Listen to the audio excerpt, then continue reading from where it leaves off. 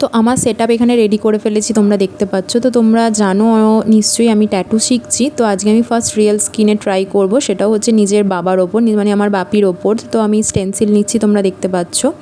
তো আমি একটাই কথা বলবো, এই ধরনের কোনো জিনিস তোমরা যদি শেখো, মানে নিজের বাবা মার ওপর করতে গেলে একটু ভেবেচিন্তেই করো, নিজের কাছের মানুষদের ওপর, কারণ তোমার হাত কাঁপবেই নিজের বাবার মাকে কষ্ট দিতে গেলে। কার কাঁপবে জানি না, বাট আমার কেঁপেছে। আমি আমার বেস্ট আমি দিতে পারিনি। বাপির যখন কষ্ট হচ্ছে ওইটা আমি ঠিকঠাক করতে পারছিলাম না, সত্যি কথা। কারণ এটা হয়তো অন্য কারোর হাতে হলে অনেক অনেক বেটার হতো।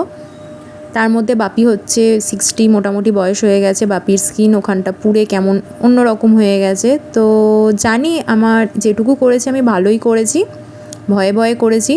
তো তাও আমার কনফিডেন্স কমানোর জন্য অনেকে বলবে ভালো হয়নি, বাট আমি শিখছি, আমি জানি হ্যাঁ এটা অনেক ভালো হয়েছে।